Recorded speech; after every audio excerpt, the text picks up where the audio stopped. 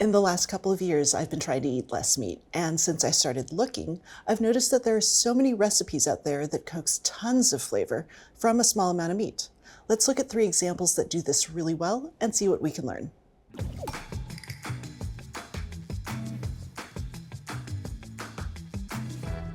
Meat doesn't need to be the star ingredient to have a big impact. It's really good at enhancing the flavor and texture of a dish.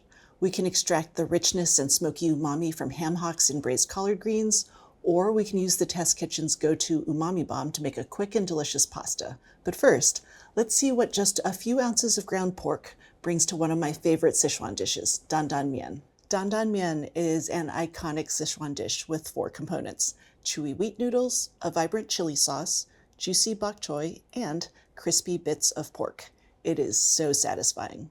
The small amount of pork is there to offer a contrasting texture and pops of concentrated roasty flavor. The key is to forget about keeping the pork tender and juicy.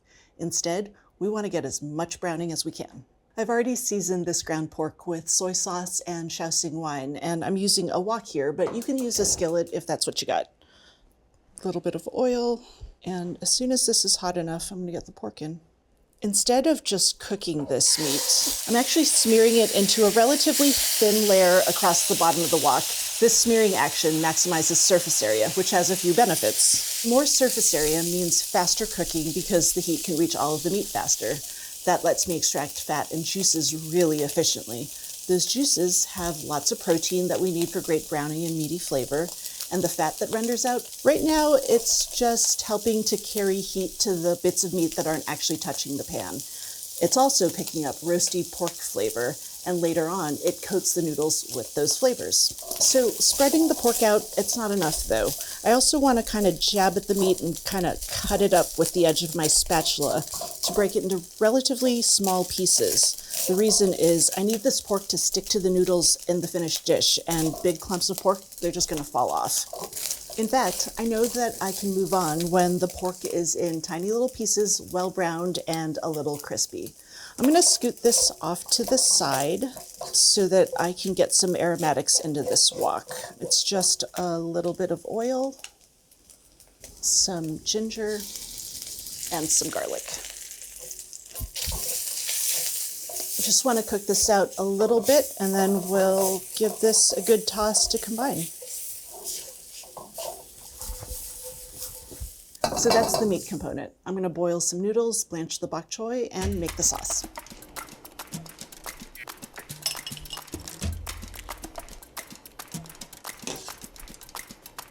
The base of this sauce is a quick chili oil.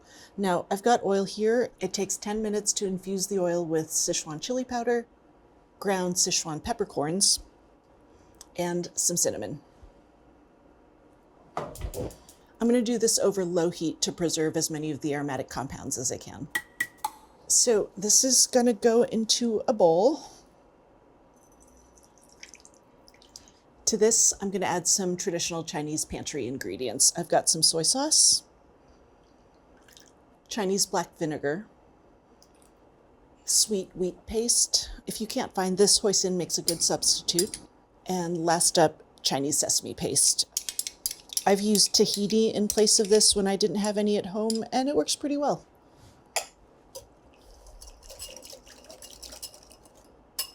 Okay, this is ready to go. The last element before we put all of this together is the yatsai. This is a Sichuan pickle made from a Chinese mustard plant, and I'm just going to add about 1/3 of a cup to the pork while I warm it back up.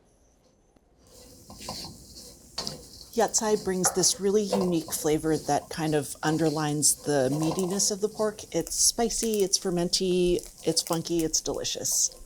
You can find the full step-by-step recipe in the America's Test Kitchen app or in the link below. Now, I want to show you how to plate this because that's part of what makes this dish really fun to eat. We want our chili sauce to go in first and sit at the bottom of the bowl. And then next up are the noodles. Now we get a nice generous spoonful of pork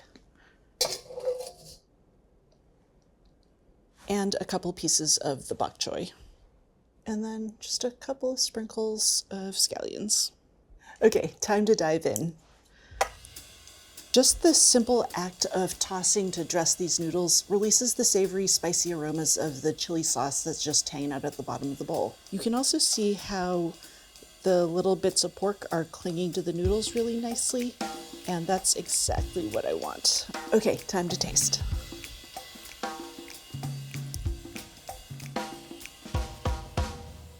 It's kind of amazing how much flavor is packed into that one little bite. That sauce is intense, it's spicy, it's a little tingly, tiny bit sweet from the cinnamon, and it makes a great background for those savory, porky flavors. And the bok choy makes a really great palate cleanser so that the next bite can pop as much as that first one did. A little bit of well-browned meat can flavor a whole dish. The same idea is true in soups like corn chowder or minestrone. Think about it. You're browning a small amount of bacon in the case of the chowder, or just a little pancetta for the minestrone, and those umami-packed bits of pork, they flavor the whole pot. Going all in on Maillard browning isn't the only way to get lots of meaty flavor. On the flip side, you could use lots of water, heat, and thyme to get something equally delicious. The dish I want to show you is Erica Turner's braised collard greens. This is one of the most beloved dishes in the American South and something that Erica grew up eating with her family. Each bite of these silky and tender greens is wrapped in this velvety, smoky savoriness. This dish also happens to be a great example of how much flavor you can extract from a small amount of meat. The method is really simple.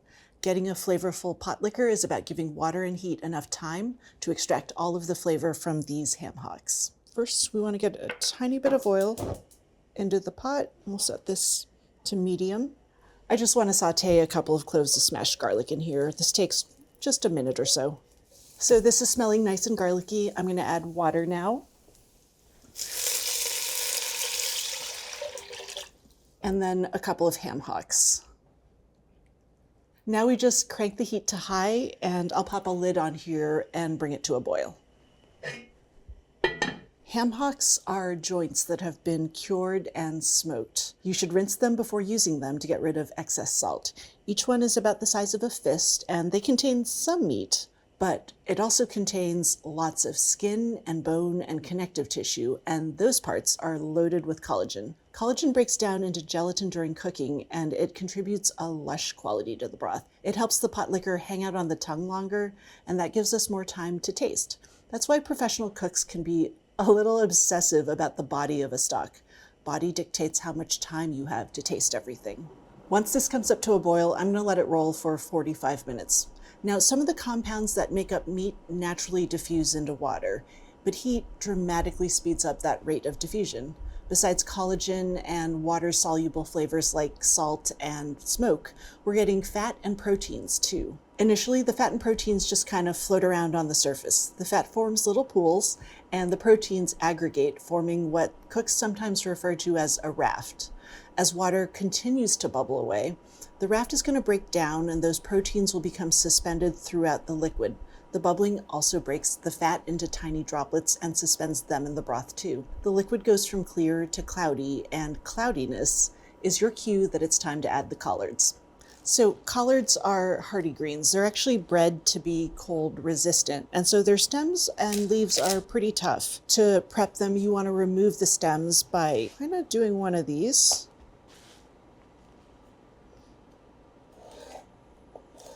I like to do these on the board, but if you'd like, you could also hold the leaves up and cut straight down. It's a little bit trickier to make sure you're staying right up against that rib, but whatever you're more comfortable with.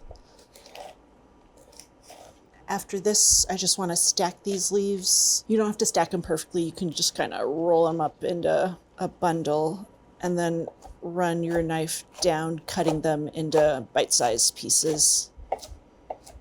All right, so I'm going to give these a quick wash and then we'll get them in the pot. It's been 45 minutes and this has come down quite a bit. To this pot, I'm adding the collards. I also need a little bit more water, some chicken broth, pepper, and just a pinch of cayenne. And then I just want to give this a quick stir to get everything submerged. So I'm going to cover this, let it come back up to a boil, and then I'm going to have it boil for another hour and a half or so. It takes this long to break down enough of the hemicellulose in the collared cell walls to make them silky.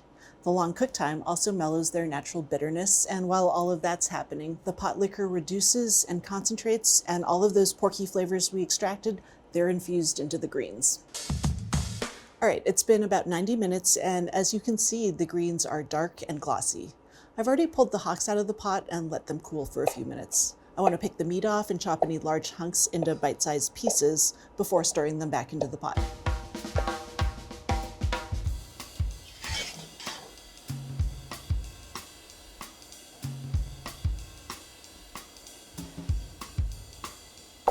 Before I dig in, I want to get a couple dashes of hot sauce in here. The acidity and the heat are just a really nice complement to all of that meatiness.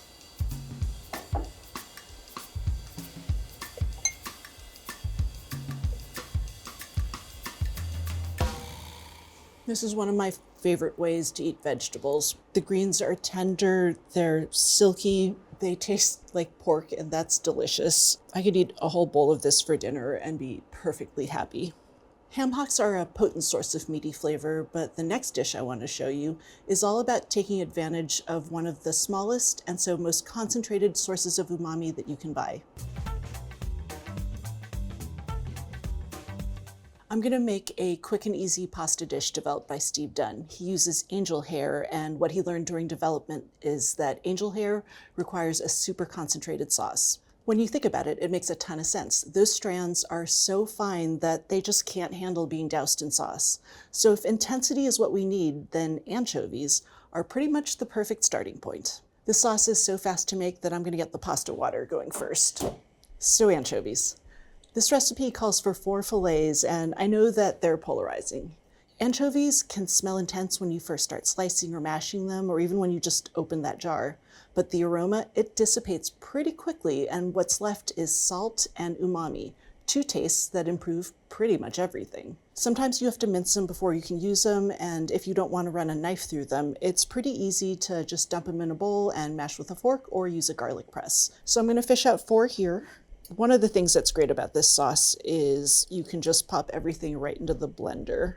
I'm working with oil-packed anchovies here, and I don't usually bother with rinsing them. Anchovies sometimes come salt-packed, and you definitely want to rinse those. So next up, I have some herbs. I'm going to get in about a cup of parsley. I find that when the stems are tender, it's totally fine to leave them on, whether you're blending or not. But when the stems are 1/8 of an inch or thicker, that's when you want to make sure that you're not including them. Okay, so cup of fresh parsley. Then we've got a cup of basil. When you're measuring fresh herbs, you want to gently but firmly pack them into whatever container it is that you're using. Next up, I'm going to get 2 tablespoons of capers, and I want to mince a little garlic, lemon zest.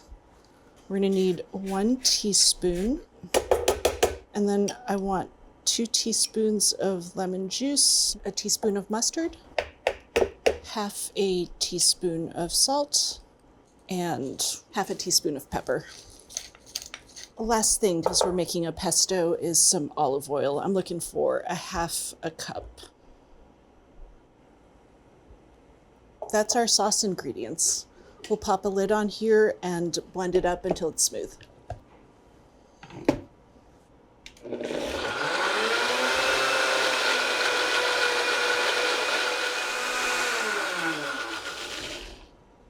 That's it. Pretty fast, right? We actually beat the water. I rolled through the ingredients for that sauce pretty quickly, and if you want the specifics, you can find them on the America's Test Kitchen app or in the link below. The science behind the flavor boosting power of anchovies is this. Fresh anchovies are naturally high in a molecule called inosinate, and when they're cured, lots of glutamates are formed. Glutamates trigger our umami receptors. When you combine inosinate and glutamate, the umami factor gets boosted 8-fold. Anchovies are pretty much an umami bomb that you can unleash as needed.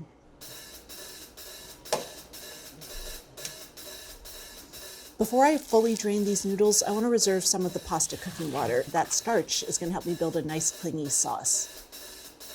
So the reason I need a super concentrated sauce is I'm gonna dilute it with some of that pasta water that we needed to make the sauce creamy. I've got some of it in now, and we'll see how much more I need to add.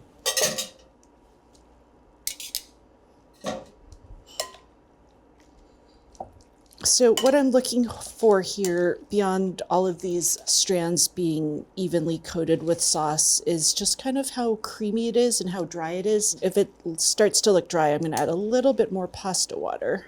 I think I just need maybe another 2 tablespoons.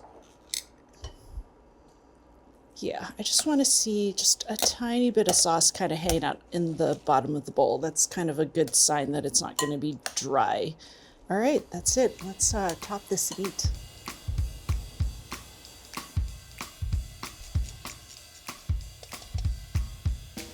Okay, garnishes are on. Let's try this.